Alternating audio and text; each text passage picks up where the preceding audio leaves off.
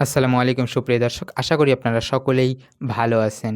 ভারতের হিমালয় সংলগ্ন উত্তরাখণ্ড রাজ্যের ধারালি গ্রামে ঘটেছে এক মর্মান্তিক প্রাকৃতিক বিপর্যয়। প্রথমে ধারণা করা হচ্ছিল এটি একটি ক্লাউড বার্স্ট বা মেঘ বিস্ফোরণ।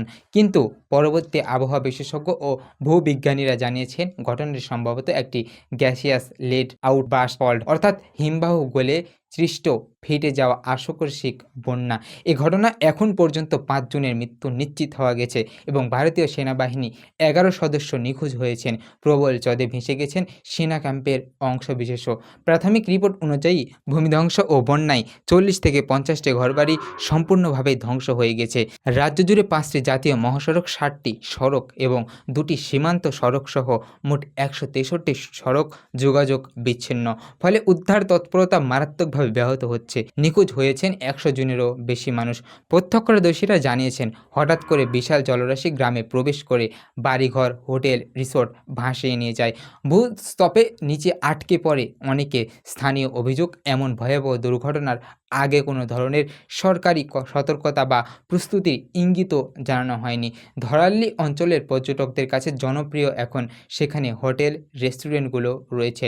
দুর্যোগের ওই সব স্থাপনাগুলো বড় অংশই ক্ষতিগ্রস্ত হয়েছে। কিভাবে ঘটল এ দুর্যোগ? হিমালয় বরফ ফাটা অঞ্চলগুলিতে গ্রীষ্মে অতিরিক্ত তাপ হিমবাহ গলে গ্যাসিয়াম লেক তৈরি হয়। এই লেকগুলোতে যখন পানি জমে তখন অনেক সময় সেগুলো প্রাকৃতিক বাঁধ, যেমন বরফ বা পাথরের বাঁধন দুর্বল হয়ে পড়ে। হঠাৎ সে বাঁধ পানি প্রবল স্রোতের দিকে নিচে নেমে আসে এবং সৃষ্টি হয় ভয়াবহ বন্যা। এটিকে বলা হয় গ্লেসিয়ার লেট আউটবার্স্ট ফ্লাড।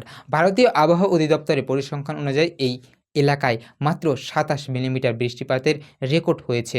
অথচ মেঘ বিস্ফোরণের সংজ্ঞা অনুযায়ী তা হতে হলে ১ ঘন্টার মধ্যে কমপক্ষে ১০০ মিলিমিটার বা তার থেকেও বেশি বৃষ্টিপাত হতে হবে। বিস্ফোরণ নয়, বরং স্পষ্টতই গ্যাসিয়াস লেক ফাটার কারণে একটি স্পষ্ট দুর্ঘটনা এটি। দায়ী কারা? প্রাকৃতিক এই দুর্যোগের পিছনে শুধু প্রাকৃতিক রোষ নয়, মানবসৃষ্ট কারণগুলোও রয়েছে। বিশেষজ্ঞরা বলছেন জলবায়ু পরিবর্তনের কারণে হিমবাহ দ্রুত গলছে। পাশাপাশি হিমালয় অঞ্চলগুলোতে পরিকল্পিত রাস্তাঘাট নির্মাণ, পাহাড় কাটা, জলবিদ্যুৎ প্রকল্প এবং পর্যটন ইউনিয়নের নামে প্রাকৃতিক অবজ্ঞা করাই দিন দিন ধরনের বিপর্যয় আরও ঘন ঘন ডেকে আনছে। তাই ঘটনা আবারও চোখে আঙ্গুল দিয়ে দেখিয়ে দিল, পরিবেশের ভারসাম্য বিনষ্ট করে উন্নয়নের পথে হাঁটলে তা চরম খুঁসরা দিতে হয় তা মানুষ নিজেকেই।